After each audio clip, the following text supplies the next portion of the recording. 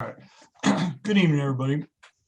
My name is Brian Dyer, Community Development Director for the City of Merriam, and thank you for coming to this evening's public meeting for the rollout of the draft of our Comprehensive Plan 2040. This is something we've been working on for 2+ years now with Confluence, our consultants, and their sub-consultants.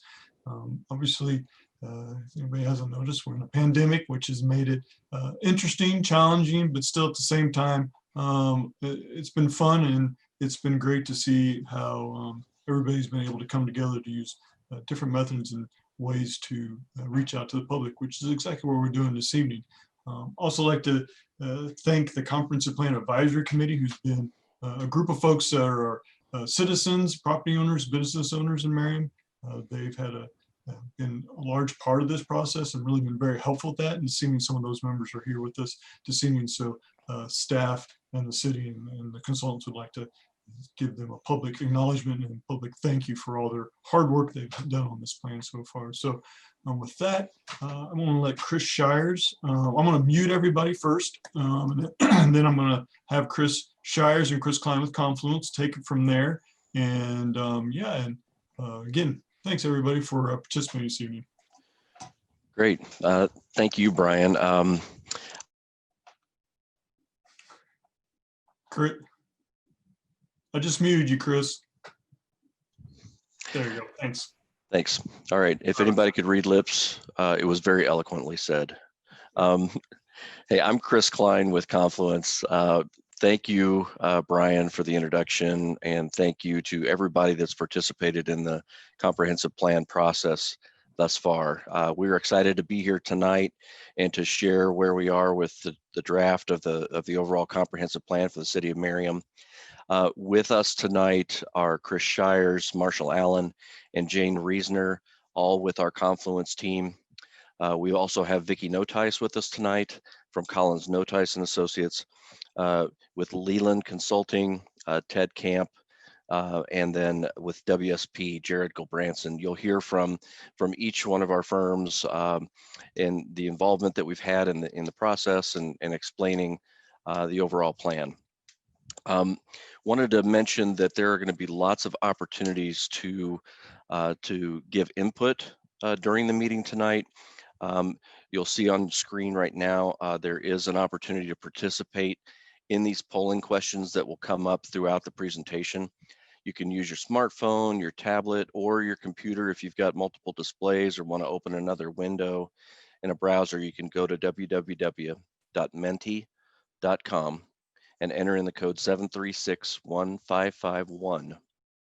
And once you do that, all the slides for tonight will be on there. And when the polling questions come up, you'll be able to participate in the polling questions by answering via your phone or that other window that you have open. And you'll be able to watch live as the votes come in and the tallies move things either way. So it's kind of a nice interactive way of gauging input as it's happening. So make sure you're doing that. Also, I wanted to mention that the overall presentation tonight, we're doing this online, we're recording this. This is going to be posted to the city's website for people to look at and continue to provide input. But in addition to that, we're also printing out several boards that outline everything that we're presenting tonight. And those boards are going to be posted at City Hall, as well as at the new community center. They'll all be delivered tomorrow morning and will be set up in City Hall. It'll be on the second floor community room. And in the new community center, there's a display area where those will all be posted. We'll have comment cards available there. So folks that maybe weren't able to participate tonight, if you know somebody that you want to make sure that they participate, let them know. They can use the links and go to the city site to watch everything. And they can participate from home, but they also have the opportunity to go in person. You can go look and read things at your leisure, look at the maps, and do it that way. So providing a couple different ways to provide input throughout this process. So wanted to touch on Comprehensive Planning 101. The comprehensive plan is also known as a general plan or master plan. It primarily governs land use throughout the entire community. It's designed to guide future actions of a community, and it presents a unifying vision for the future. It's got long-range goals and objectives for all activities. So everything that goes into the future growth and development of the city is integrated into this overall comprehensive plan. What we've done as a team is we've looked at a lot of existing conditions out there today. We've had a lot of public input throughout this process. And we're also thinking about how the input and the ideas, the vision can also be implemented. And so those steps are going to be built into this plan as well, so that the city has a roadmap for where they want to be in the future and how do they get there. So there's some very action-oriented items in here that help to align city staff and city services so that they're providing things that are consistent with the input that we've received throughout this process. Now, there's a relationship to zoning. The land use plan is not a zoning plan. It provides for the future intent of zoning. Things like avoiding concentration of populations in certain spots, lessening congestion, promoting the health and general welfare, prevent overcrowding of land and provision of public services. So just making sure that all the different uses, parks, open space, dense areas of the city and low dense areas of the city all fit together and work well together and are adequately served by public services. Now, project scope and schedule, we began this process back in July of 2019. And with COVID happening in the middle of this, we did have some in-person meetings and stakeholder meetings early in the process. We had to pivot towards more of an online presence, and we've used an interactive website throughout this process, had great results, lots of feedback, lots of opportunities for people to visit and provide input. So we have been busy and active through this entire process, and our goal is to finish this project in March of 2021. So you'll see we've got a number of activities coming up here. We're at the final draft, almost at the final draft of the plan. We've got the draft pulled together, and we wanted tonight to present all of those findings, those recommendations of the draft, and make sure that we got it right. So there's an opportunity here for everybody to look at what we have as in terms of recommendations, and if there are things that you say, you know, I really want there to be a little bit more specificity here, or I have a question about this and I think this needs to be clarified, that's the kind of input we want to receive tonight. We're hoping to then fine tune based on the input that we receive. You can see the overall 4 phases of the project. We are working our way towards phase 4, that draft public open house there on the bottom, towards the right-hand side of the screen. That's where we are right now. We are planning a joint workshop with the Planning Commission and the City Council to occur in the very near future. And then we'll be working on the final draft, incorporating the revisions, the input that we receive tonight and over the next few weeks, to incorporate that into the final draft and then take it through the Planning Commission and the City Council. So it's been a robust overall process. We've enjoyed our journey with you, and we hope that you find that this plan really reflects the input that we received throughout this process. Thanks again. I'm going to hand it over to Jane Reasoner to talk about the draft plan.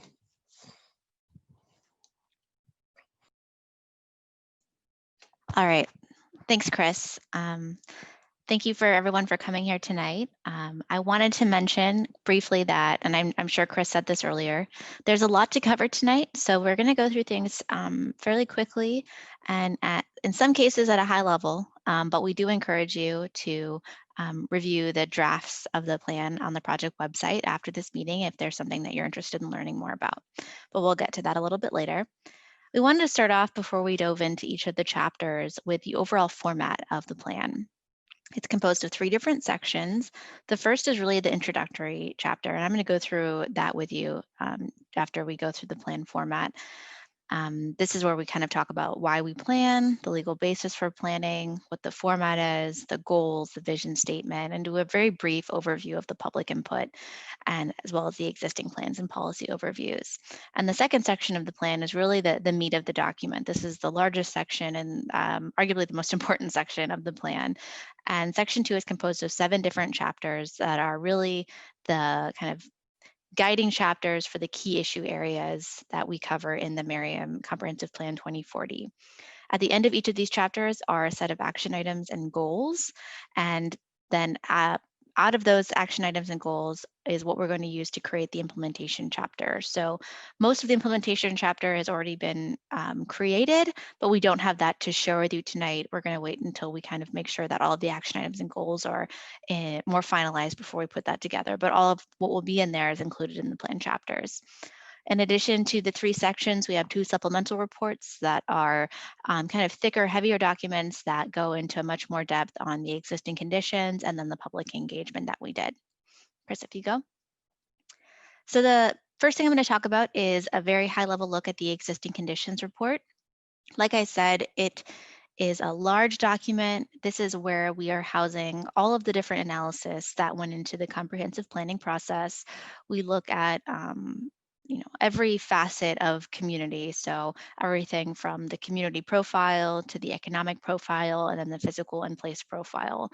In terms of the community profile, this is where we look at things like Merriam in context within the region and what role it plays within the region. And then we do a lot of our demographic information. We put a lot of our demographic information in this section as well, looking at population trends in Merriam, the age breakdown of the community, density, diversity, educational attainment, what a typical household looks like in Merriam, as well as some comparison to some of your peer communities.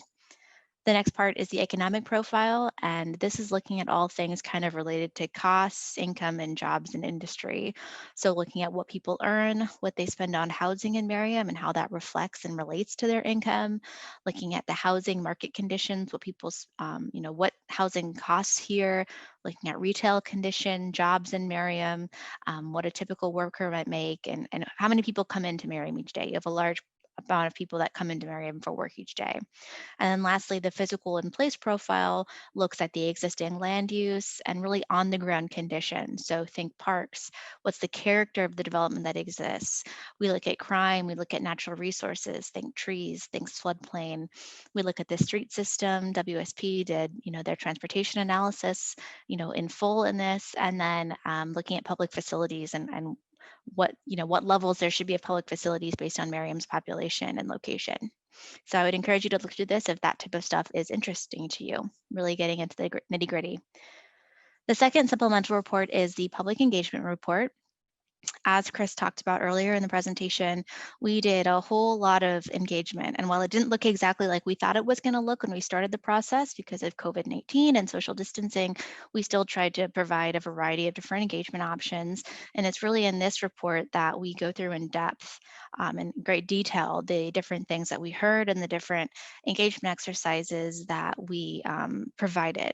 So we do a kind of a big overview, but then we go into the finer details of what the stakeholder interview said, what the statistically valid survey told us, the visual preferencing that we did, and whatever the different things were that we did at meetings. All of that information can be found in this report. All right. The first section of the plan, like I said, is the introduction, and I already kind of briefly told you what's included in this, but this is kind of the introduction outline. First, looking at why we plan. Chris Klein gave you kind of a preview into that tonight. The purpose of planning. We do talk about the legal basis for zoning, and within this section, talk about how often the city should review this plan, how they should use it. We go through that planning process, those 4 phases that Chris Klein talked about earlier in the presentation, as well as that schedule. We talk about the format of the plan, what readers should expect as they read through the plan, and then we look at the vision, the goals, the vision statement, public input summary, and the existing plans and policies, which I'll go through in a little bit finer detail here on the next slides. So the main goals that we used for the Merriam Comprehensive Plan 2040 are listed here. I won't read through every single one of them, but the big takeaway was housing choice and diversity, neighborhood reinvestment, quality public services, maintaining the identity and character, the importance of mixed use and commercial activity centers. Sustainability was a big thing in this planning process, and then also transportation, safety, and mobility. You guys obviously have a lot of major thoroughfares, including an interstate running through Merriam, so these are important considerations. And what we did was all of these goals are referenced throughout the other chapters, and we make it very explicit how we bring in those goals to the different chapters. So those are really the arching guiding goals for the whole plan. We also included a vision statement as another principle, that kind of a statement of what guided the process, what the city should follow as kind of an accompaniment to this planning process. I won't read through all of this. Please feel free to as we sit here, but we did highlight some of the more important words and phrases, things like dynamic, friendly, family-oriented culture, recognizing that there is a lot of different types of families out there, diverse residents, inclusivity, being well-maintained. You guys have great visibility. That's a defining feature of Merriam compared to other communities. It goes right through your spine, people going on 35 every day. And your really convenient access to shopping and services. Your downtown is unique. You can see it from the interstate. You guys have great civic facilities. You have really diverse and affordable neighborhoods for people to live in. And it's attractive to a wide range of age and demographics. So really kind of emphasizing some of those goals within this vision statement as well. Chris already we showed this graphic earlier, but we did want to highlight in the introduction the importance of all of the different public engagement that we did. By the end of this, we'll have met with the steering committee 8 times. They've been incredible in giving us their time to help guide us through this process. So hopefully they've done a good job of interpreting the public input and the public's views on this process. But we just wanted to, within this introduction, overview all of the different engagement that we did. I won't go through these in great detail. This is available on the website for your review. One of the most important engagement activities that we did was the ETC Institute did a statistically valid survey.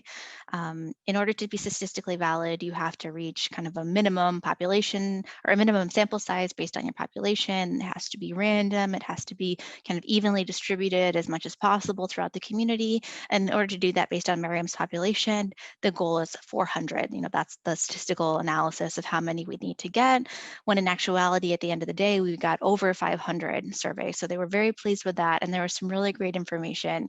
This image right here just highlights a few of them, but we really took this to heart and integrated this and referenced this throughout our chapters as much as possible. These are some overall perceptions and priorities. I won't read through all of them, but then the map on the right highlights kind of the overall distribution, roughly, approximately, of where the surveys were. So you can really see that all areas of the community were represented in this survey. And generally, perceptions of the city are very high. And what came out of it was some really clear priorities for us in terms of what's important: neighborhood preservation, maintenance of facilities, and then there's a lot of things referencing sustainability, renewable energy within this survey as well. We also met with, I think, 17 different stakeholders one-on-one, and kind of gave them an opportunity to kind of talk candidly about, as key representatives of different groups and different neighborhoods in Merriam, what are some things that we need to know? The image on the screen right now kind of highlights what some of those big issue areas were, and issues just meaning good and bad. The Merriam Marketplace, downtown, flooding is obviously an issue in certain parts of the community. And then what a great location. That's the thing that we heard from nearly everyone that we talked to, is how conveniently located Merriam is. So all of this is covered in more depth in that public engagement report. And then lastly, hopefully all of you have had an opportunity to visit the interactive project website that we used. We do summarize the input that we received, but you can view all of this you can get there through merriam2040.org, and it'll give you a link to the interactive project website. So we got a lot of great feedback from the website as well. All right, thank you. All right, great. My name again is Marshall Allen. I'm with the planning team, and I'll be covering the first 3 chapters of this plan. And the first chapter is community character and identity. And so what this chapter is really dealing with is, what all the things that make Merriam unique and what separates it from the other communities regionally and in the immediate Northeast Johnson County location. And it's looking at how Merriam is perceived, strengthening the good perceptions and addressing maybe the more challenging perceptions. And so we look here with the chapter outline. What this chapter deals with is enhancing and promoting the eclectic homes and housing diversity in Merriam. That's one of your greatest strengths. It's what brings people to be residents of Merriam. That's what we heard a lot of. So it's in preserving those neighborhoods and making sure that that diversity does not go away. It's marketing Merriam as an affordable community. That's definitely something that is a strength for Merriam. And that has a community that has high quality amenities from your city facilities, the community center, libraries, to the really great quality parks that Merriam also has throughout the community. As Jane mentioned, the convenient location of Merriam right along Interstate 35 and Shawnee Mission Parkway. It's a real asset, also presents some challenges, but it's a real asset that the city is and should continue to take advantage of. Work to improve Merriam's identity as a safe and welcoming community. It is a very, it is a safe community, and making sure that that message gets out there and that so people know all about that when it comes to Merriam. Celebrate Merriam's history and diversity as a means of developing the character of the community. And this can relate, community-wide. But as we look at the downtown district specifically, using the history of Merriam to really be an asset to the community and use that as a driver to enhance the overall downtown aesthetic. Preserve and support Merriam's neighborhoods, centers, and downtown. Again, looking at the great array of neighborhoods, residential neighborhoods that Merriam has, preserving those, supporting them.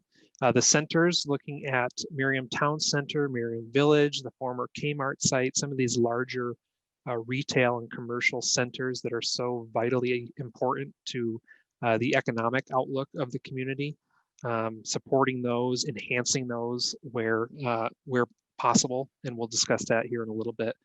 And then again, as I mentioned, address issues and opportunities that are created by Interstate 35. While it creates great access through your community, certainly north-south, maybe east-west connections, particularly with bicycle and pedestrians, aren't as great as they could be. And so looking at those conditions and providing further enhancements along those corridors. And the map to the right, strategic opportunities map, this kind of theme, this kind of map shows up in several of the chapters, and this kind of synthesizes some of those points that I just spoke about, looking at gateways into the community, identifying those major corridors, identifying those major centers and districts, and then the verbiage of the chapter then goes into great detail about, what the specific action items and goals would be around those. And so, after each one of these chapters, we're gonna present these questions to you, and based on this high level introduction and overview of these chapters, is there anything that really stuck out to you that maybe we're overlooking or missing? And this is going to be through that Menti apparatus on your tablet or phone. So right now you should see the same question that's on the computer on your tablet or phone, and you should be able to submit any answer you choose up to 250 characters. And you're also able to send us multiple comments. And if you're not on, feel free to use the chat feature also to ask any questions about this community, character, and identity chapter, or provide any feedback on things you think we need to make sure is in there.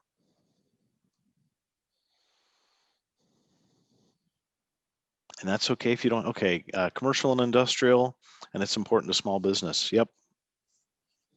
Thank you for that. I was just going to say, and if you don't have anything, that's okay too. You probably have some more comments or question as we go on. More on diversity and inclusion. Okay, thank you.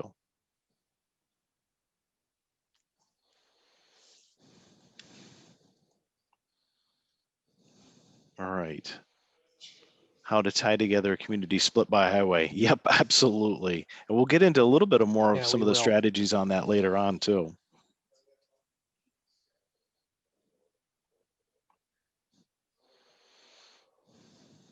Okay, going once, going twice, nothing in the chat. Well, let's keep moving then. Great. Thanks for that feedback. The next chapter, chapter 2, looks at the amenities and service enhancements. So Merriam has made some great investments in its community already with the new community center as a prime example.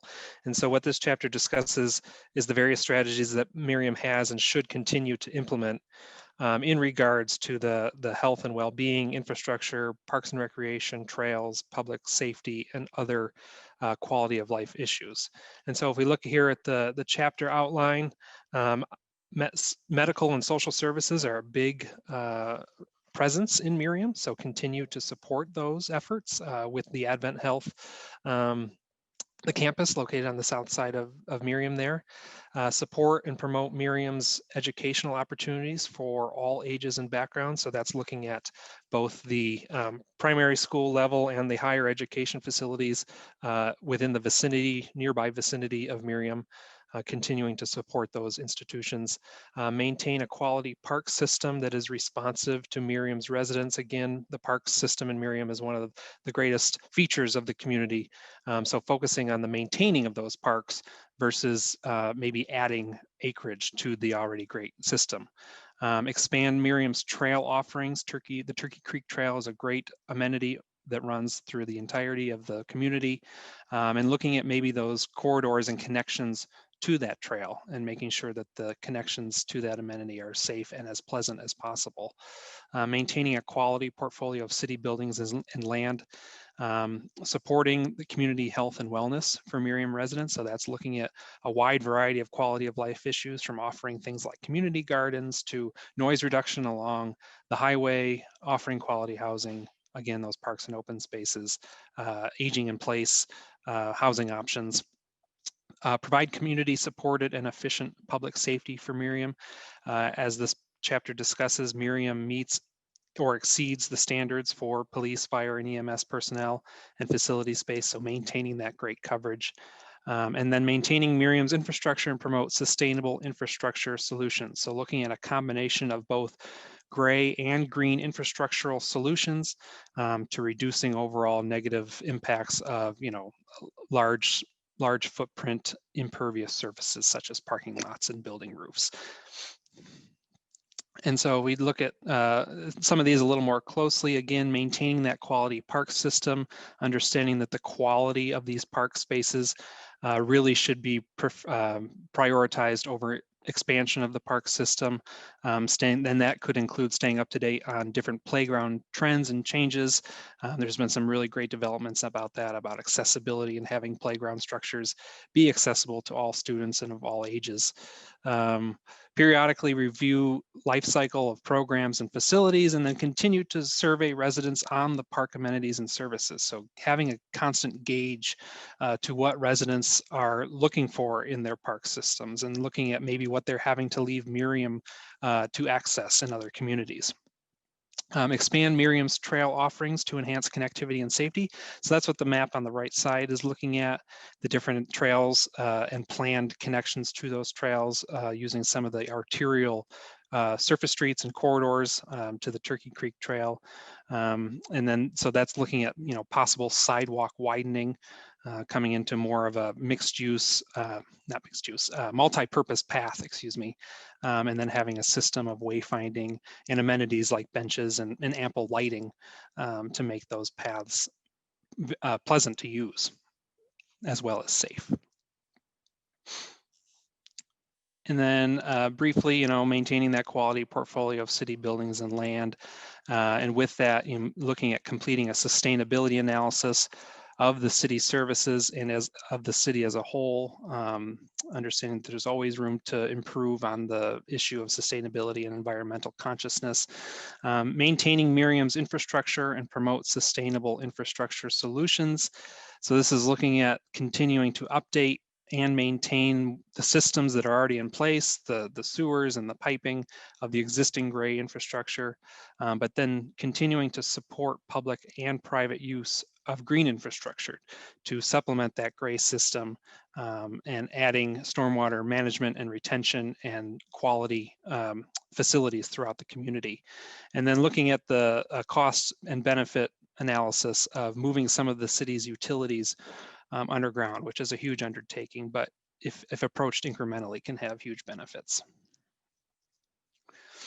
And so same thing as the first chapter, if there's anything that you see that we're missing from that high overview of the amenity and service enhancements chapter, please type that in and let us know. Chris Shires, this is Brian. You might go over, we've had quite a few folks join us lately. You might want to go over the Minty thing again for them, please. Brian, thank you for that. That's a good reminder. There has been some folks have joined us.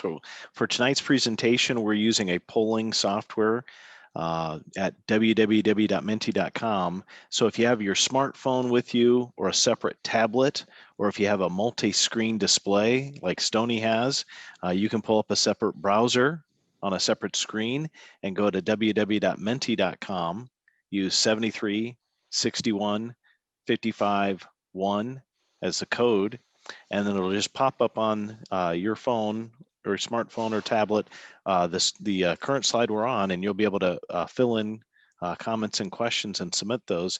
And these are open forms, so you're able to give us, ask us questions, give us comments, and submit more than one in case you have several about one chapter. And if you're not able to participate in Menti, just use the chat feature in Zoom.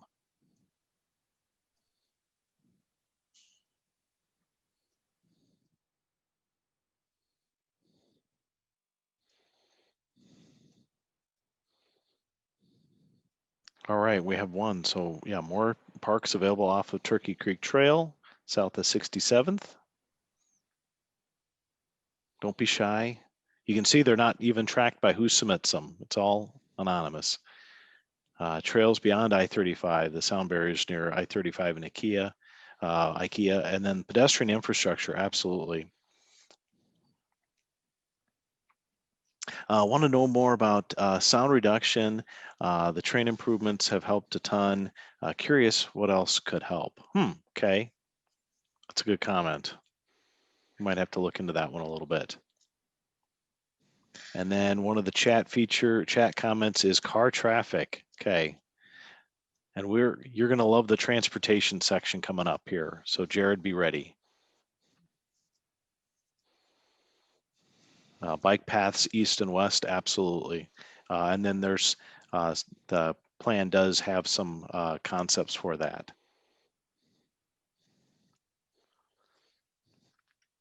Anything else before we go on?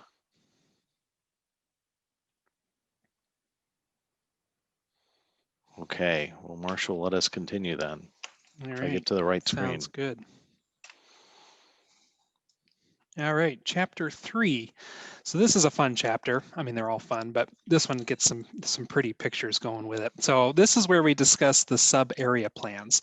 From the beginning of this process, the steering committee and the planning team decided on 3 areas of the city that would have kind of a closer view, closer focus, and provide some alternative options for maybe the future development or enhancement of these spaces. And these all represent vitally important commercial and mixed use centers at the moment.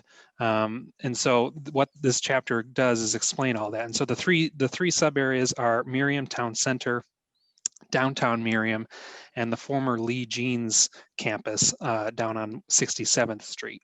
And so for this chapter, you'll see the locations called out. And for Merriam Town Center, which is what you're seeing on the left-hand side, those graphics, it provides 3 different options for redevelopment, understanding that the retail climate is continually changing and seeing more and more hurdles for profitability. And so retail centers, especially large power centers like Merriam Town Center, around the country are having to kind of adapt to those new conditions. And so this is kind of in that vein and looking at opportunities for plugging into the existing conditions of the site. to provide some needed customer base and placemaking elements. So for example, you'll see here some of the existing retail is replaced with some mixed use multi-story buildings, maybe a hotel. These are all very conceptual, just kind of throws different ideas down. And then this, what is very important to these concepts is the idea of the public realm. Even though it's a private space, the public realm in between all of these buildings, and looking at opportunities for activation. And you'll see some of the photos there on the bottom right corner. And some of those examples are local.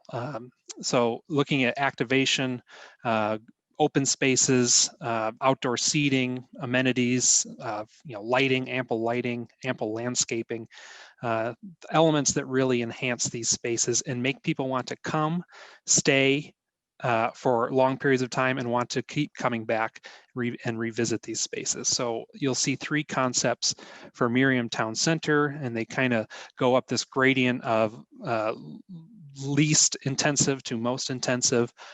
We also provide 2 concepts for downtown Merriam.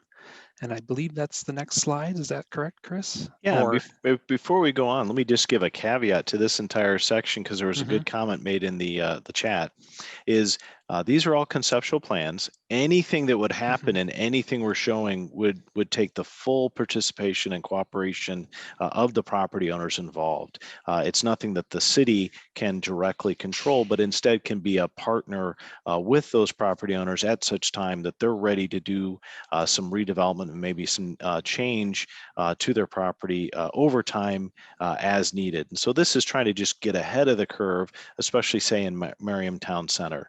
So I definitely appreciate that, chat. This is nothing that the city is going to say is going to happen. It's more of the city's ready to help facilitate and be a partner with the property owner at such time as redevelopment might be necessary. Yes, thank you for that, Chris, and thanks for the comment. So as I said, there are also 2 concepts presented for downtown Merriam. Same thing that Chris just said applies to this location as well.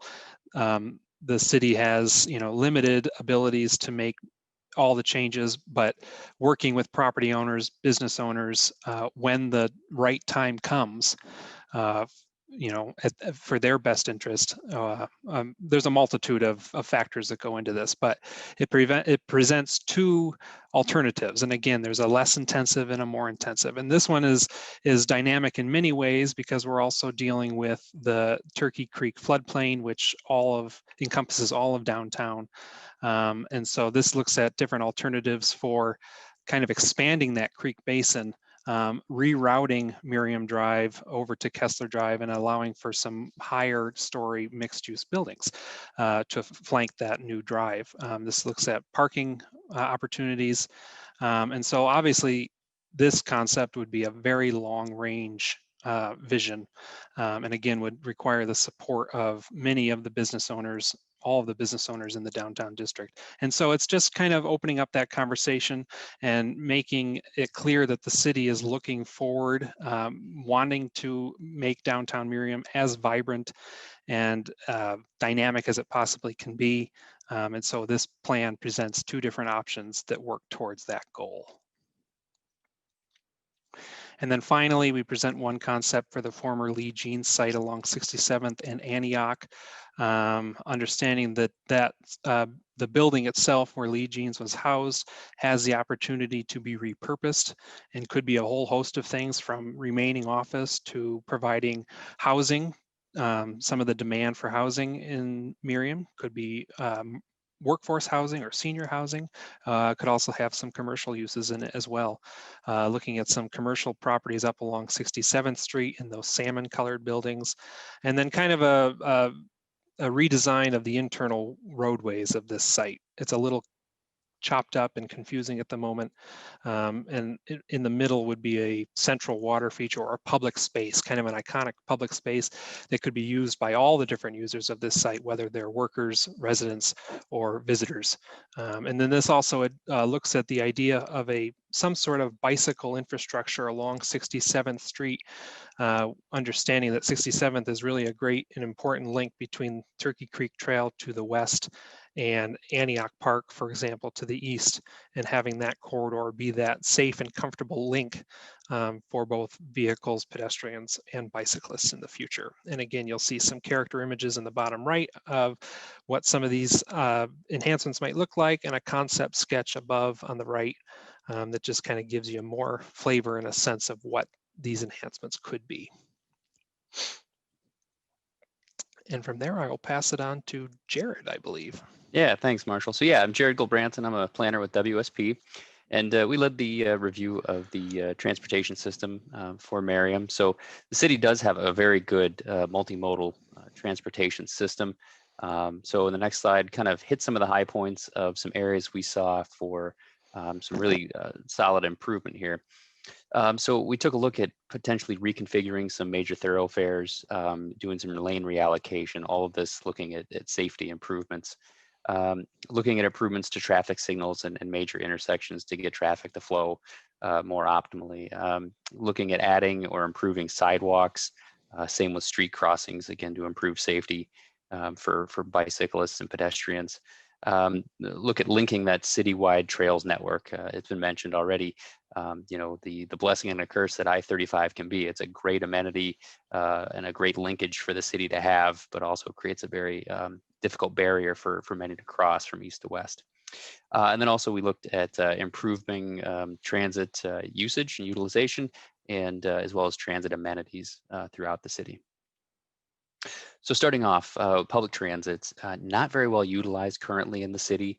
There are 6 bus routes that operate through Merriam, but not surprising that it's not well used, as a lot of these routes aren't geared towards moving people in Merriam, within Merriam. They're really aimed at moving people to and from downtown Kansas City.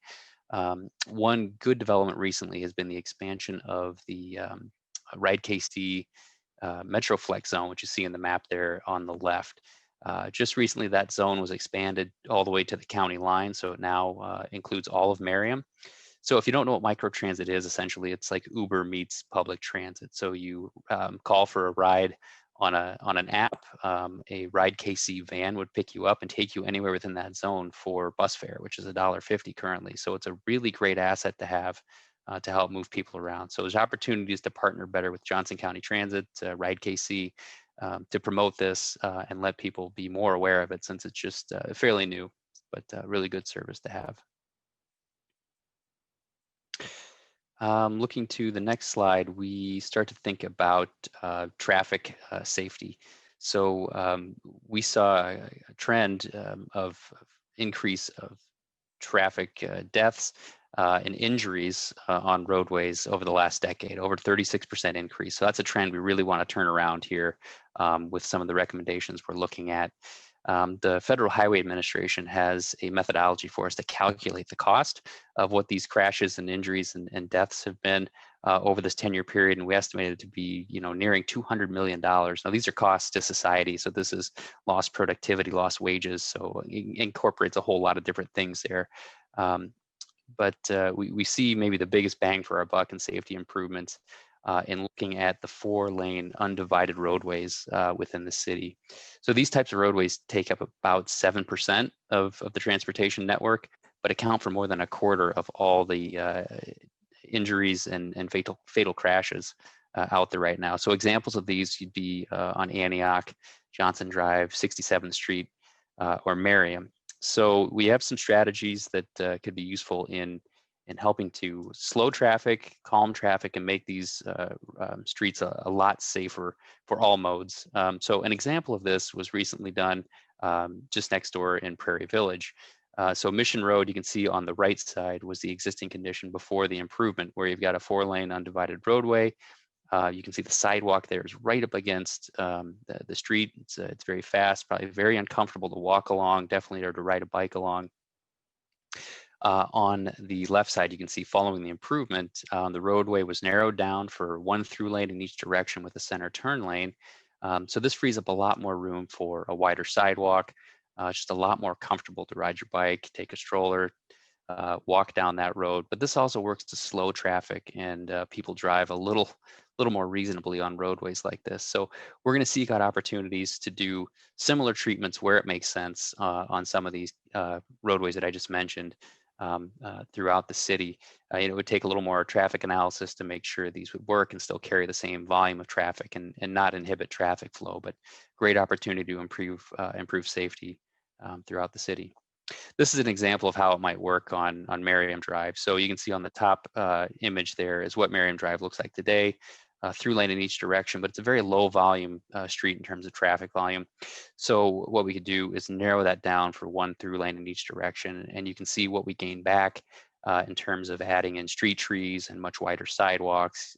This allows opportunities for outdoor dining and other things like that. So it just makes a much more inviting place for all modes, and really is a safety enhancement at the same time.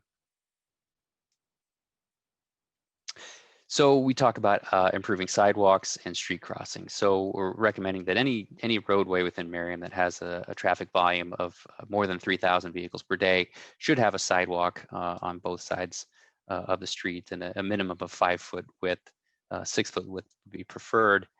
And then look to improve or add in new street crossings. We see that nearly 80% of the fatal or serious injury crashes in Kansas are happening at places where there are no crosswalks or bikeways present. So, we see some streets like Shawnee Mission Parkway where they're very wide, very fast streets, very difficult to cross. So there's a lot of great opportunities for some of these treatments like we see here for hawk signals or protected bikeway or crosswalks with a median refuge island to help improve these situations.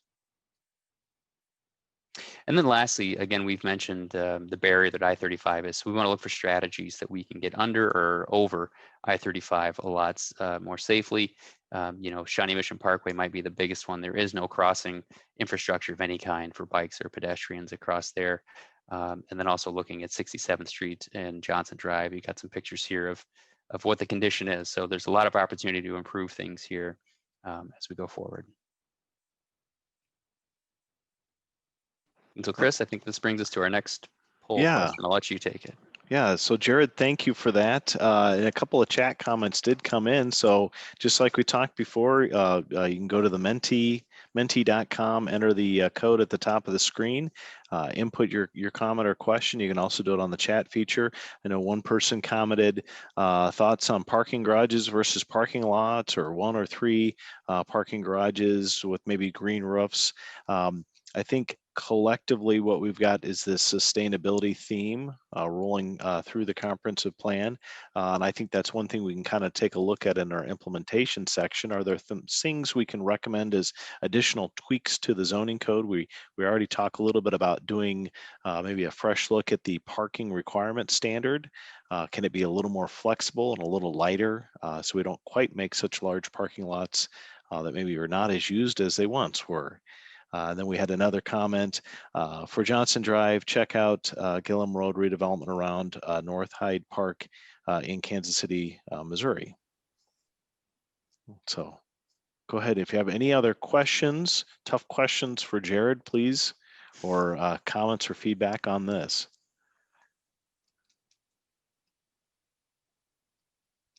So appreciate that comment, right? That's very true.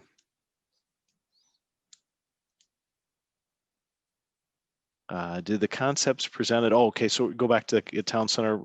The concept plans around Merriam Town Center and downtown represent all the concepts. They were we just showed one real quick for each one, but all of those concepts are incorporated into the plan.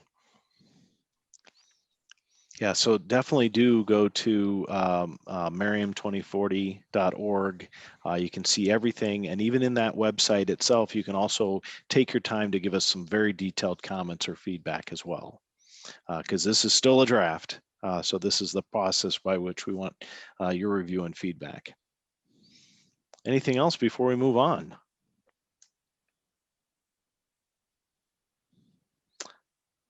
Jared, maybe you can answer this one. What is the process for reducing the lanes along streets, along arterials? What kind of state, county level approvals might we want to see? That might be just kind of a thing to just touch on real quick here.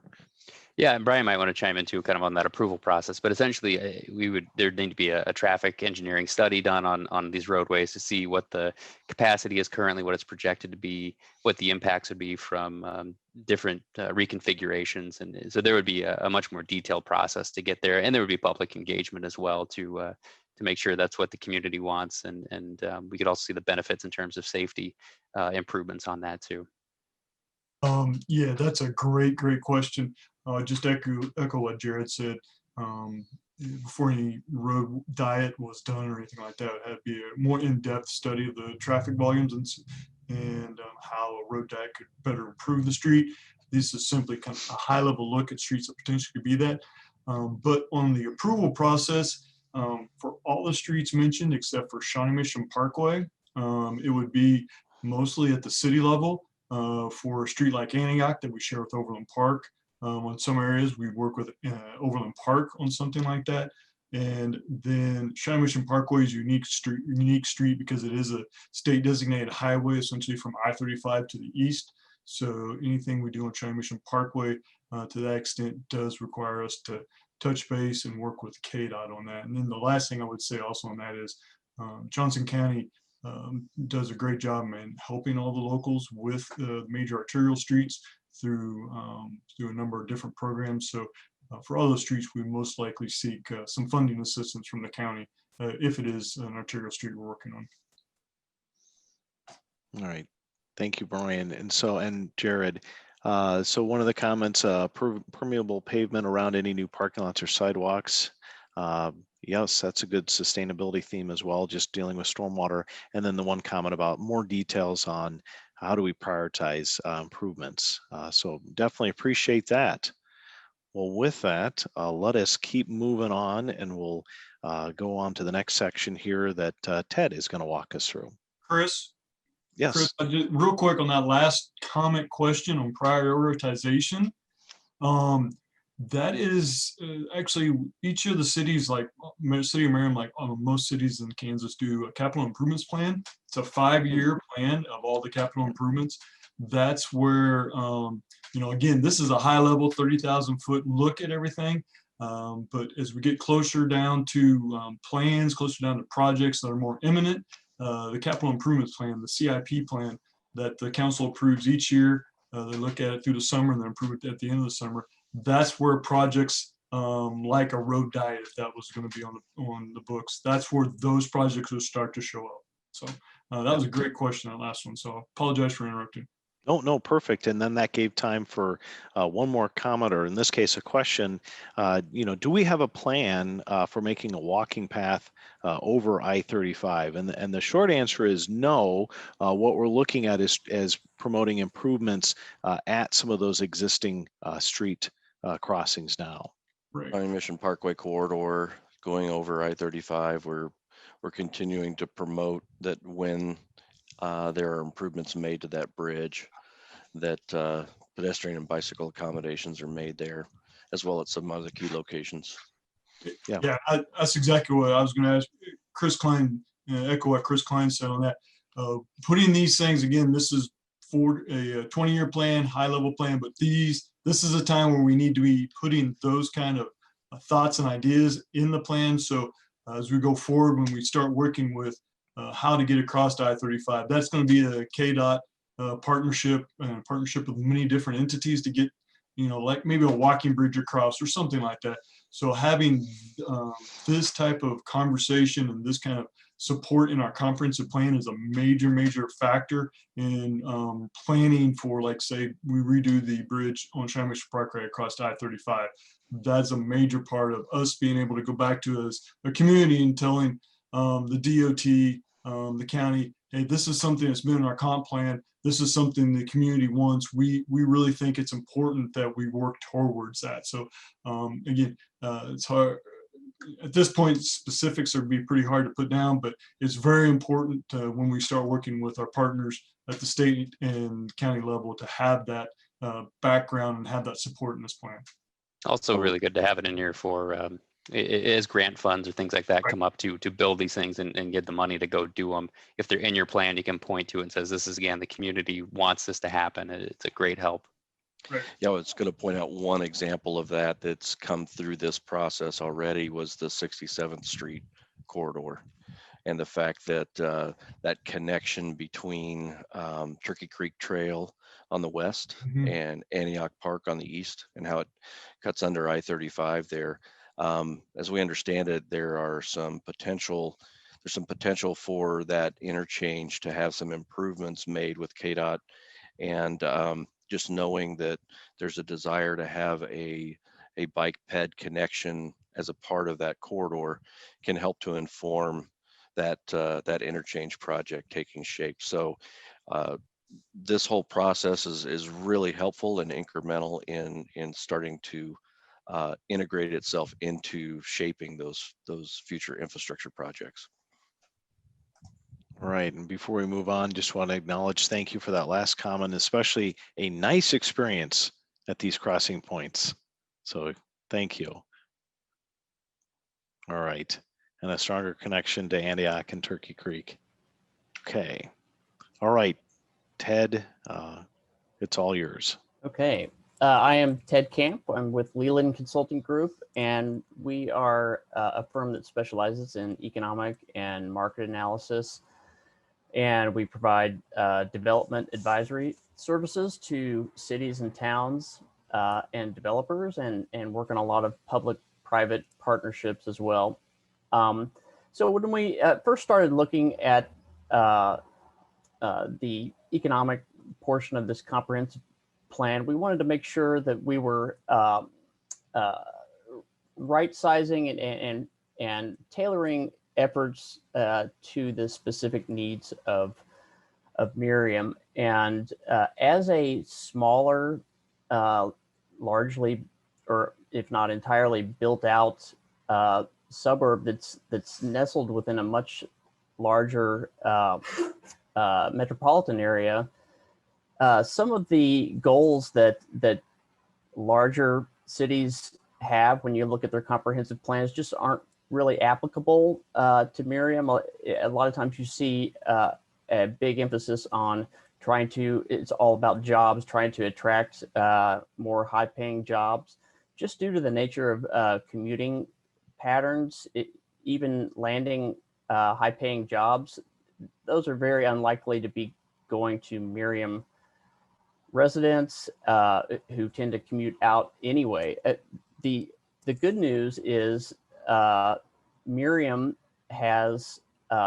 is actually in a position with the IKEA and the auto dealerships that are relatively thriving. You've got a strong fiscal engine in place. There's not you're not in a state of urgency needing to shore things up fiscally for the city. And really what you're able to focus on is just quality of life improvements for Merriam, and how can different development activities just incrementally improve that quality of life. Where can we find complementary land uses, things that are consistent with the character of the neighborhoods around them, fill in missing gaps, meet some of those diversity goals that are in the plan. And because you're built out, the way that the logical way that would have to be done is through infill development, developing in existing sites, and typically that's done in a mixed use fashion, whether it's a vertical mixed use where different uses are stacked above each other, or more likely a horizontal mixed use. We've already talked about some of the sites, those potential redevelopment sites, the Lee Jean site, the Kmart, the Merriam Town Center site. So there are a lot of opportunities out there. That there are a lot of challenges involved with that sort of development as well. One of them is that there's just a lot of regional competition. If you look at Overland Park and Mission Hills and Lenexa, Shawnee, there's a lot of either underway or planned and proposed mixed-use developments out there. So there's a bit of caution to be had with that, but there's also, because of the lack of immediate urgency, I think Merriam has the luxury of seeing how some of those novel concepts are playing out in the market and tailor things appropriately. Another challenge for mixed use development is just when you have fractured ownership or a lot of multiple owners, particularly in the downtown setting, that does add some challenges to how do you assemble meaningful chunks of land that would attract a developer to come in and do things.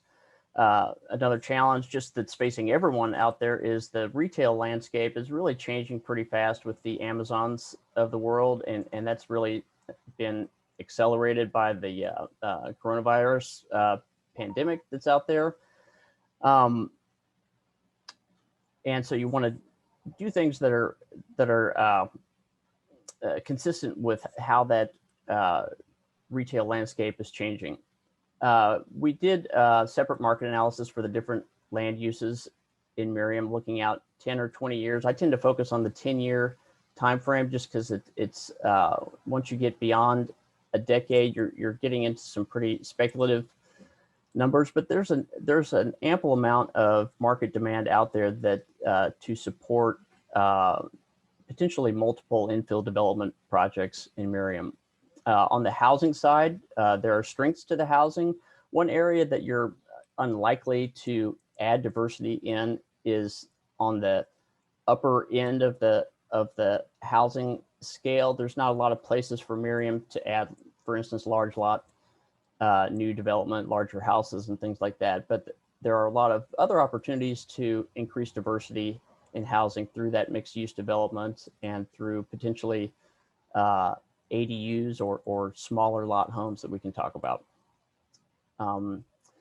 We did, as I mentioned, we did market analysis to look at what was the demand out there and what's a reasonable amount of that demand that Merriam could capture. And again, just focusing on the 10-year time frame, we think that there's up to 230 multifamily rental units that could be supported in Merriam, another 70 or so attached ownership products. So that would be like a condominium or row home or loft type situation, and potentially even some single family smaller lot development. There's not a lot of room for that, so we're saying like 30 to 40 units. On the retail side, there is specifically, I mean, because you've have a spot where you've lost a grocer recently, there really is a geographic sort of donut hole of in the grocery market that when the right user comes along, there's ample demand to fill that and more beyond that, up to about 140,000 square feet, we think, in the next 10 years. Office, similar numbers. I'm tempted to be a little more conservative. I think there's a big wait and see attitude out there. A lot of people are wondering what the carryover effect of everyone getting used to working at home, how that's going to affect the office market in the long term. But we think that there's, because the Kansas City Metroplex is relatively thriving, there's job growth, and that's what supports office space demand. So we think that there's about 150,000 square feet of demand that could land in Merriam. And then on the employment or light industrial flex side, probably another 50 or 60,000 square feet. One thing we looked at on housing, and this is not the end all and be all of ideas, but an idea that's gaining traction in a lot of, particularly in primary ring suburbs, is the addition of accessory dwelling units or ADUs. It's sometimes known as granny flats or mother-in-law apartments. It's basically semi-attached or detached, but on the same property, apartments that can be rented out. And it provides, not only can you, as the name implies, you can house family members in separate dwelling units there, but it gives you the financial flexibility to potentially purchase a house but have some of your mortgage payment defrayed into being able to rent it out. There's challenges associated with that. You've got as far as it's, the devil is in the details with providing separately metered utilities and things like that. But there are increasingly ways of getting that figured out to work in a suburban setting. And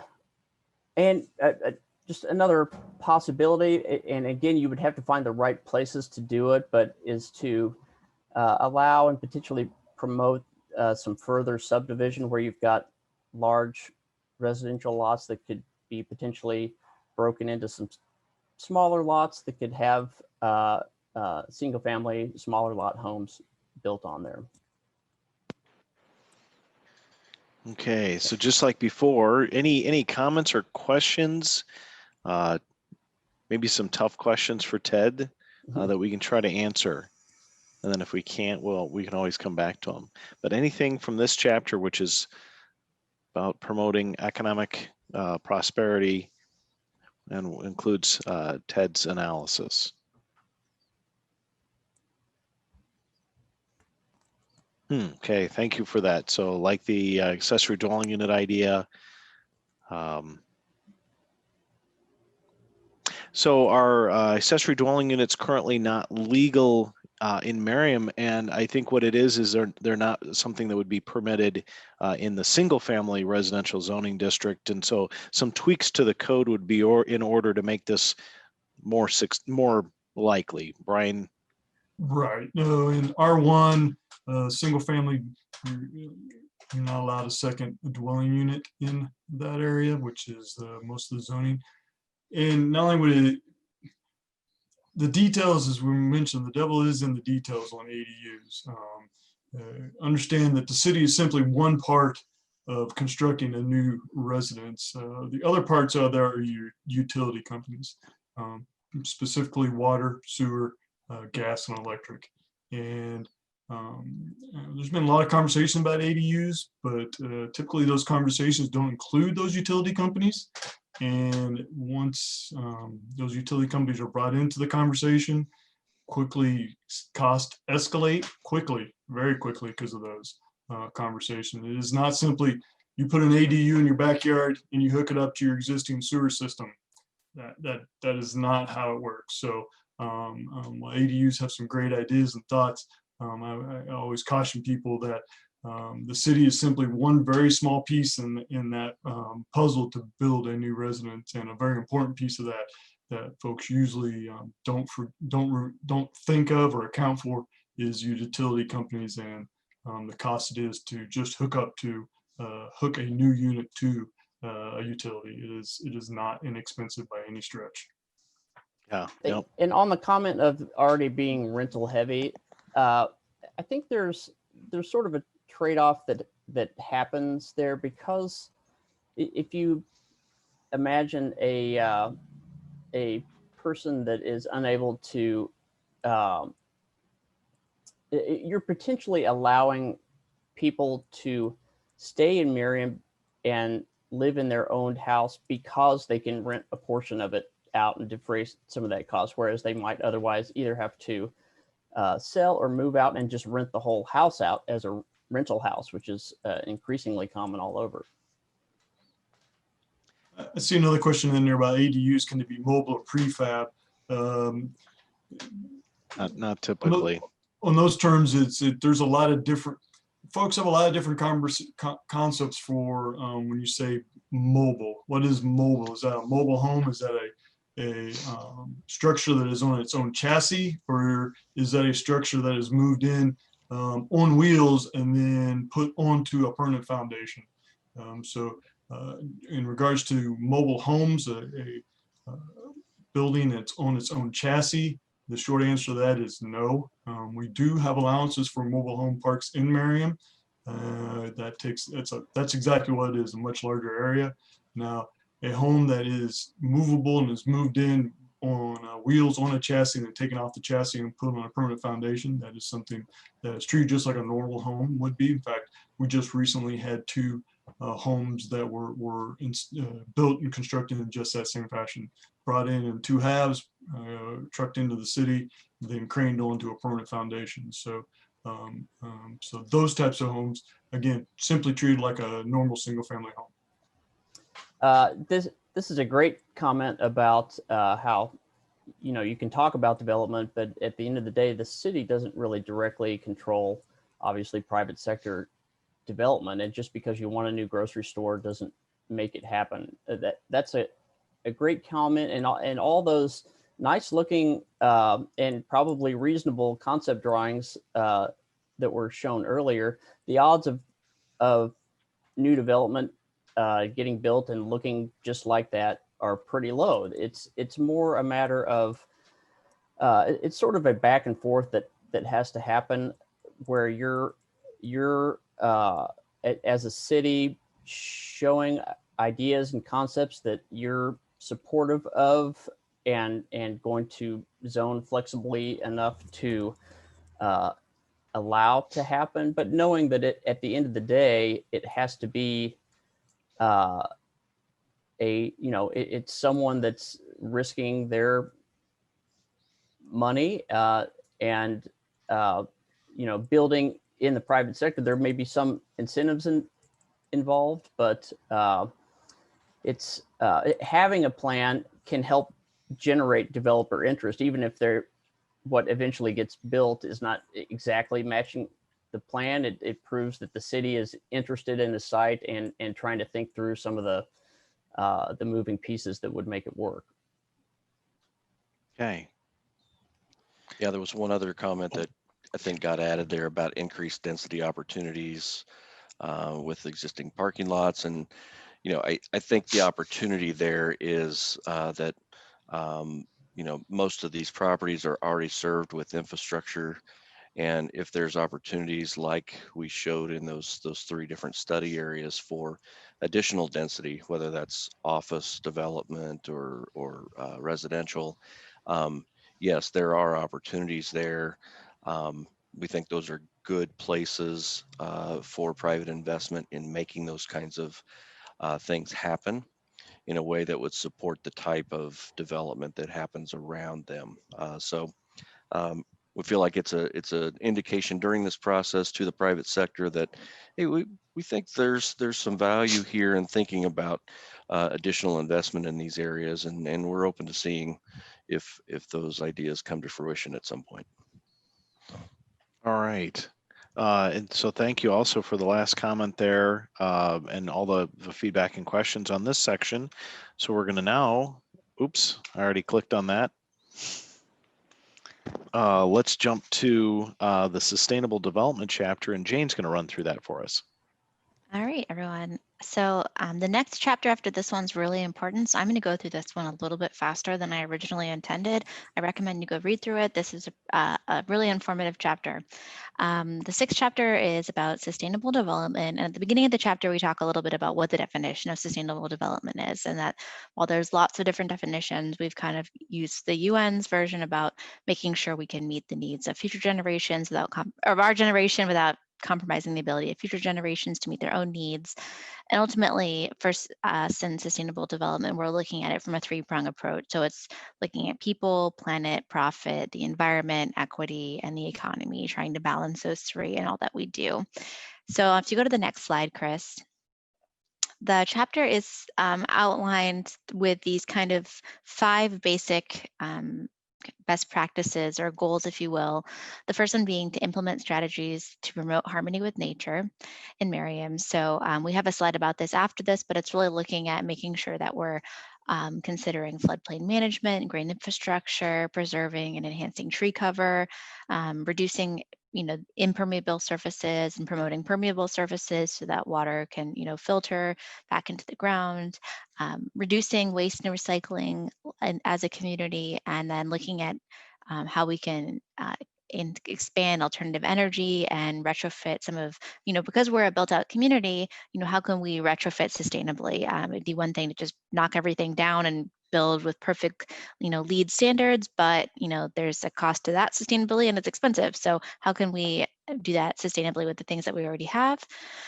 supporting an equitable quality of life for all Merriam residents, providing housing for all backgrounds is one way that we can achieve this, and also making sure that the city services and all of the great amenities that you have in Merriam, make sure that they're equitably distributed. So when you're looking at where improvements are going in the city, making sure that it's not all getting, in one ward or one area, and make sure that things like the diversity of, Black groups or the economic levels of different Black groups are taken into consideration when investing those funds, as well as considering environmental justice. So making sure that the costs, the benefits and burdens of the environment, such as with the floodplain, are not just falling on the poorest in the community. Another important part of sustainable development is promoting regional cooperation. A lot of issues that relate to sustainable development cannot be dealt with just as a city. You have to look for regional partners to manage things like stormwater, equity, affordable housing, water quality, air quality. All of those things must be approached at a regional and larger scale to really be sustainable. And then planning for a future-oriented mobility and transportation system. So like Jared talked about earlier, trails, sidewalks, parks, public transit, micromobility, future modes, making sure that we're planning for all of this and thinking in a future-oriented way about our transportation and mobility system, and then striving for a livable environment, built environment with a healthy and resilient mix of land use. So if a community relies too much on, just residential, as suburbs do, it can be bad if the housing market suffers. So Merriam has a really good diversity of land uses within its city limits. Looking at ways to implement strategies to promote harmony with nature. I talked a little bit about these, but here are some graphics. So looking at green infrastructure, Merriam already has a residential sustainability grant program that helps promote people putting these on their properties, helps to provide some financial incentive to do that, continuing to do that, making sure that they're looking at their own city land when they're looking at putting green infrastructure. Another thing is that a lot of cities are trying to set really aggressive waste and recycling goals.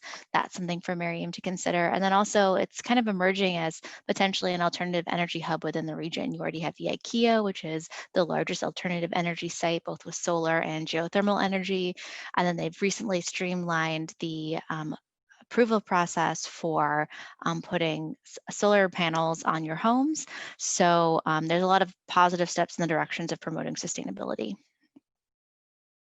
And then lastly, I just have a list of the type of initiatives that really need to be dealt with on a regional level, not just within Merriam. Transit, land use management, equity, making sure that we're a good regional partner and good to our neighbors.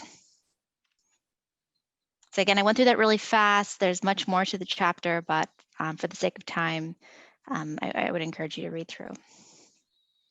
And I know we had some comments on there before, but you saw, we talked about tree cover, permeable pavement, some of our other environmental considerations. Anything you think we're missing in this chapter? Any questions you have on this?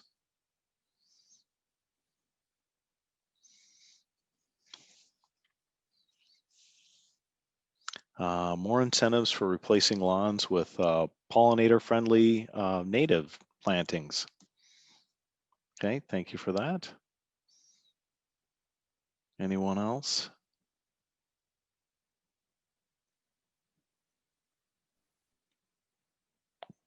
More tall grass prairie, composting. Okay.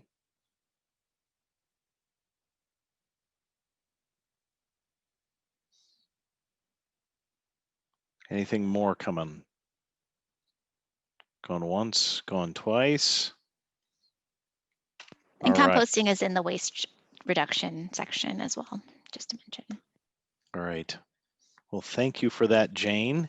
We're going to jump now to the creating place chapter. And another way to think of this is that land use chapter. It's now about implementing kind of the physical form of the city. And so you get to hear from me on this one. And so in this this chapter itself, the outline, we're addressing things as community engagement and empowerment, kind of like we discussed earlier. How can we influence how property is developed and redeveloped? connecting our cultural amenities along those key corridors, such as some of the improvements Jared talked about, providing equal access, which again is getting into transit, sidewalks, bicycle infrastructure, quality active public spaces, placemaking elements, which can include gateway features at our major intersections, landscaping, shared parking, trying to increase our housing diversity, preserve our quality, good single-family housing stock, encourage rehabilitation and renovation, support higher density redevelopment where we can, and then this concept of universal design or designing for communities for all ages as well.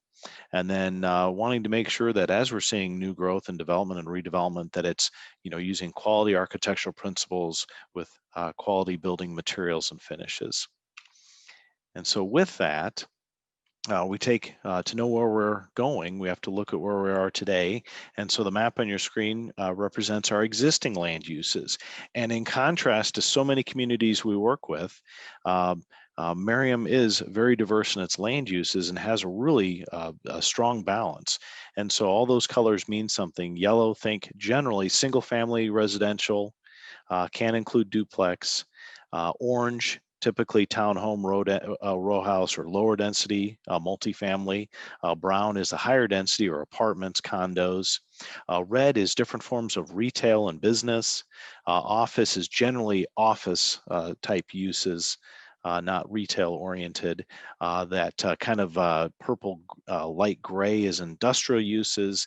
That bright blue is things that the city owns or the school district owns. And then the green is the parks and open space. And so the one thing that really stands out is just this very impressive amount of retail, of commercial and office and industrial land as a percentage. We're used to seeing cities that are mostly or predominantly single family residential, and then a very small amount of these other higher value properties that really can help carry a lot of the tax burden for a community, allowing cities, and I think Merriam is an example of that, to provide good level, high quality amenities and services to the community that you might not be able to afford otherwise. And so you're very, very unique in that. And then as we're crafting the future, and this is when we create the future land use plan, and that future land use plan is what we use to gauge, new growth and development, what things should be zoned, where our opportunity areas. We need to first categorize things. And so we did create some new future land use categories. Low density residential, think single family residential. Medium density, think townhomes, row houses, things like that. High density residential, kind of like it sounds, apartments, condominiums, multi-story buildings. Public, generally things owned by the city, the school district, maybe the county. Industrial and business park, can be shipping, distribution, light manufacturing, things like that. Commercial, retail, businesses, services, and then office is generally more of your office park, office development, program park space, mixed use, and we have two different types, kind of a general mixed use. And when we're talking about mixed use, it's typically where the development itself has a mix of retail, office, and residential uses, or it could be a mixed use building, a multi-story building where first floor we typically see as retail, office, and the upper floors are office and residential. But we have its own category for downtown because it is special, its own downtown mixed use. So as we color up a future land use plan, we're definitely taking a look at what are the existing land uses and what are those opportunities for areas that are ripe for redevelopment and maybe into a higher and even better land use, and other areas that, nope, they're maybe the right way as they are today. And before somebody gets too excited that we've changed the color of their property, that they're single family today and we're showing a different type of land use, just kind of like we talked about those concept plans before, these only happen when the property owner is interested in doing something.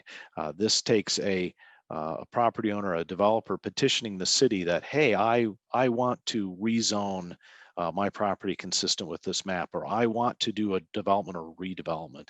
That's how we use this map, is to gauge future proposals or to actively work with property owners and developers to see if they are interested in developing or redeveloping their property, much like the former Lee Jeans site, or the Shawnee Corridor Mission, Shawnee Mission Corridor plan was a prime example of that as well.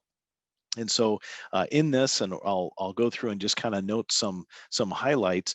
We tried to kind of make the future land uses a little more consistent. We do need to think about transition, unless there's some good topography or tree line cover or other kind of natural barrier or form.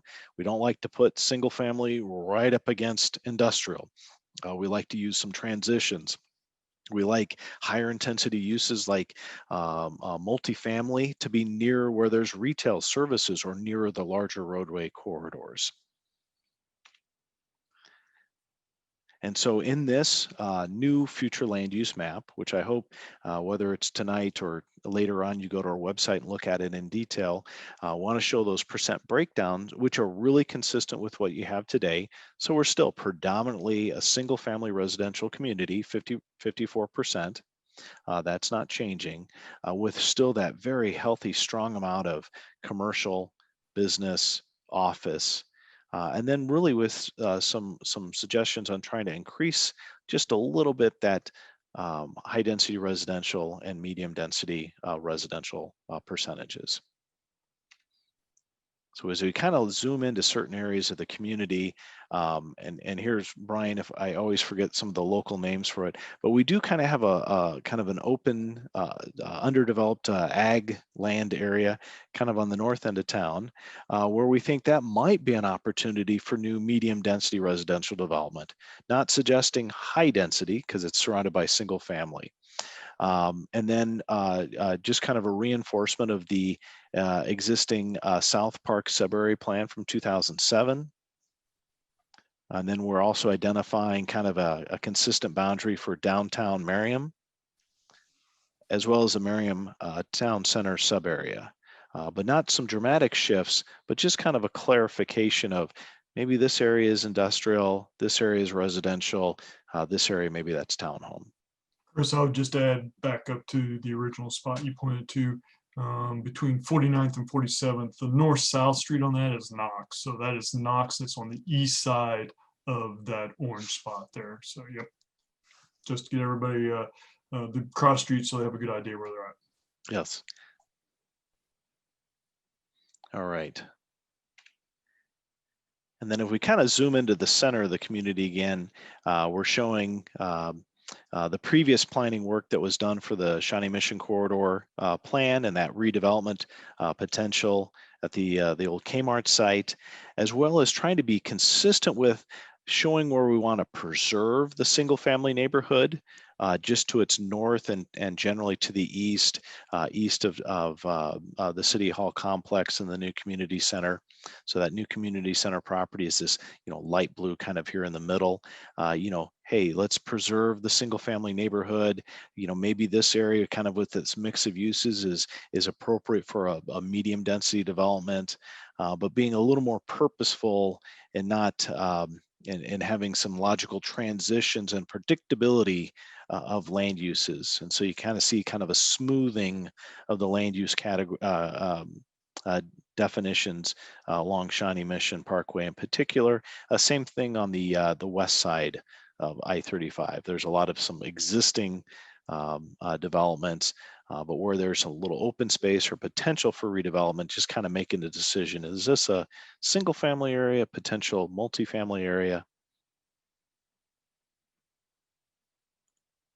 And then if we go to the south end of the community, just kind of acknowledging the very large hospital complex and all the additional business office, medical office space in place with that, acknowledging kind of our townhome development on our the southwest end of town that kind of connects into some the existing multifamily residential. And then we had a lot of discussion on it before. Just, where did kind of with the floodplain coming through, Go to what's the the- COTA? Oh, here it is. There you go. Yep. I There you go. totally can't. I was just like looking for our one little spot. I see you guys have shown more of the floodplain on there, so I think that's probably what was. It took me Yep. a minute to find it as myself. Yeah, I was looking for that office parcel. Is Yeah. really trying to acknowledge that, Turkey Creek is a floodplain. We're going to try to do something over time, special for downtown. But out here, in the south and west side of town is try to just acknowledge as much of that floodplain as possible, that we just don't want to promote new growth and development within it. So with that, is there any questions you have on this future land use map or things you think we're missing from this chapter? I know it's a hard to review at this kind of a online meeting, a big map. So at Merriam 2040.org is a copy of this whole plan, including this future land use map, and you'll be able to give us comments in that website as well. Oh, and so one of the questions here, what is the best means or forum for a current property owner to voice concerns regarding a proposed rezoning presented here? So we are not presenting any type of rezoning, so that's a really great question. This is a future land use map from which a potential request to be rezoned is weighed. And so even with the adoption of this comprehensive plan and whatever it shows, if you got a single family house here and we're changing it to, hey, we think it's a retail area, it doesn't mean the city's going to come in and rezone it or make it legal non-conforming. What it would announce to is the city recognizes this is an area that could be redeveloped, that should the property owner or future developer come in and make a request. In very rare instances, would a city actively look to rezone areas preemptively. Now, sometimes that might happen kind of in the other direction. If we're trying to, some area that's kind of industrial and we think it's not great for industrial and we think it's better for something else, you might, rezone that just to kind of get it to hold in place and not expand without going through a process. But in this case, there's no rezonings proposed. But if you have a thought long-term what your property should be, either send us a note. You can always email Brian or us, or make that comment very specifically as possible through the website comment. If you want to leave your email address so we can follow up with you to make sure we understand exactly which parcel is yours as well. Yeah, I think, thanks, Chris. That's exactly what I was going to say. Nick, if there's a specific area that you have concerns or thoughts about, be sure to email myself and I will pass them on to the team. Now, with that being said, understand that this is still a comprehensive plan, and the draft that goes forward to the Plan Commission and City Council may not reflect some of those changes that you're looking at. So with that being said, again, the Plan Commission as well as the City Council, I'm sure would still also be interested in any comments you have about specific properties or specific areas that have a future land use designation that perhaps you have some concerns and comments about. And you can always reach out to me, Nick, and I can help guide you a little bit more through that process.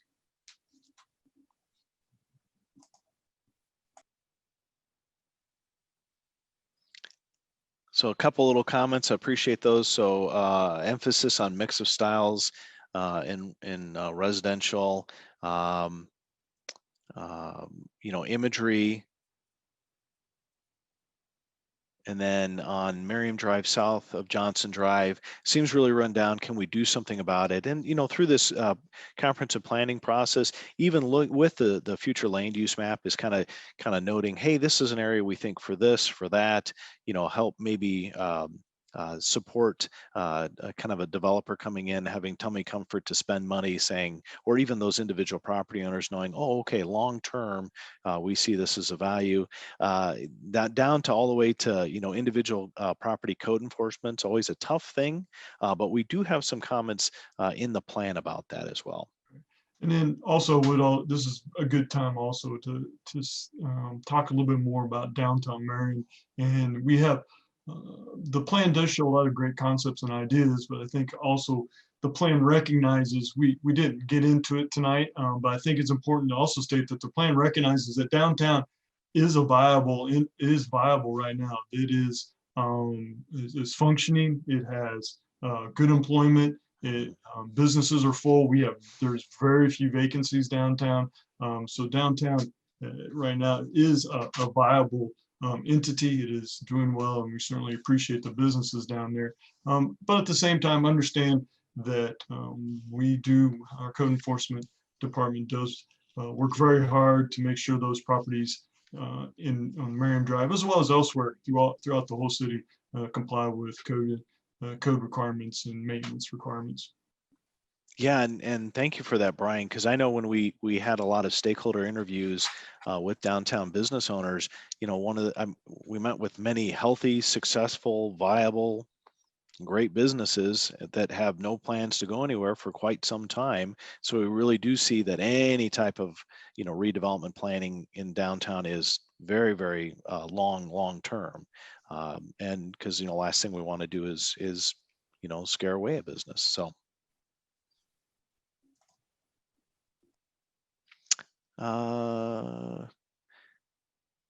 Diversity should be part of creating place, not something we try to add to a place later. Yep, appreciate that. These are good comments. You guys have been great participants in this process, by the way, between the chat and making comments or asking questions in the Mentimeter site. Anything else before we move on?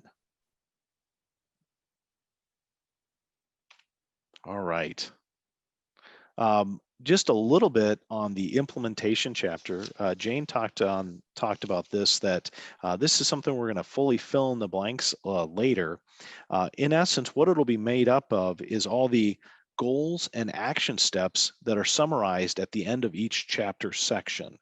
And they'll be a little more distilled, but basically to kind of have them all as in one location. It's something that typically, city councils weigh in really heavily on what they want to see, kind of prioritization based on everything we've done previously in this document and all that public input and stakeholder input we've had. But if you go to our website, you will be able to go through and specifically read all the different goals per chapter section, as well as the specific action items that have been drafted. And these are all drafts, so we could imagine that they will change here as this draft is reviewed and goes through the official process. But please do go to our website and look. And so, for example, one action item might be to adopt an updated tree cover protection policy, or identify waste reduction percentage target in the community. So with that, I'm going to turn it over to Chris Klein and walk us through kind of our next steps of where we go from here. And we are only 10 minutes over. We were trying hard. Yeah, I think we had a lot to cover, and there were a lot of good questions. So it's been good back and forth throughout this whole process, not just tonight, but the entire planning process. So we really appreciate your engagement. It's obvious that the City of Merriam residents really care about the community and want a bright future. So what comes next? We're going to post all this information on the site. And there's going to be a couple weeks here before we have a joint workshop scheduled on February 3rd with the Planning Commission, City Council, to go through all of the draft information that we shared with you tonight. And we'll also share with them the input that we have received from all of you at that point, and kind of walk them through the draft of the plan. And then we'll have a little bit of time to get their input incorporated into some revisions. And then we'll reconvene the advisory committee, have our 8th meeting with them to review the final draft. And hopefully out of that committee will be a recommendation to move forward, and we'll take it to the Planning Commission at a public hearing in March. And then after that, put it on the docket for the city council consideration. So that's our anticipated next steps with the planning process. We really appreciate your involvement. Again, go to www.merriam2040.org for more information, or you can take your phone and actually scan that scan code right there. I believe we've incorporated that scan code also into some of the boards that are going to be placed outlining all this information at City Hall and at the community center. Those will all be there tomorrow. I would guess they'll be delivered tomorrow morning, so they'll probably be displayed by tomorrow afternoon. And we'll be up there for a couple of weeks as well. So we'll be gathering all the comment cards there, as well as all the online comments. So there's plenty of opportunities to still give your input and ask your questions. We will definitely try to respond to as many of those as we possibly can in the final iteration of the plan. Again, on behalf of the entire team and the city of Merriam, thank you for joining us tonight for the meeting. And if there aren't any further questions, Brian, I'll be happy to give you the last word, but we will adjourn as the design team. Thank you. Yeah, just real briefly, I do want to hit upon the Planning Commission hearing and City Council hearing. That's really the formal part of the process that's spelled out by state statutes. The Planning Commission hearing will be, right now, we have scheduled for March the 3rd. It'll be at 7 o'clock, our normal Planning Commission meeting. Again, that's scheduled, so it may, we hope to make that meeting. It will be via Zoom. I wish I could say it's going to be in person, but I don't think the vaccine will be out and in everybody by that point in time. So we'll be on Zoom. And that is going to be the point in time. And you all have been giving a lot of comments and feedback here. We really appreciate that. But that public hearing really is, that is exactly what it is. It's a chance for the public to let their thoughts and ideas, support, or for the plan, or maybe changes they'd like to see in the plan. That's the opportunity for you, the public, to make those things known to the commission. And so if they won't, at that point in time, as they consider adopting a plan, then once the commission does their action on the plan, it goes to the city council in March as well. So again, I will echo the Chris's comments. These have been some excellent comments and fantastic questions. We really appreciate it. And please stay plugged into the process by going to Merriam2040.org. And again, thank you for your time. Have a great evening.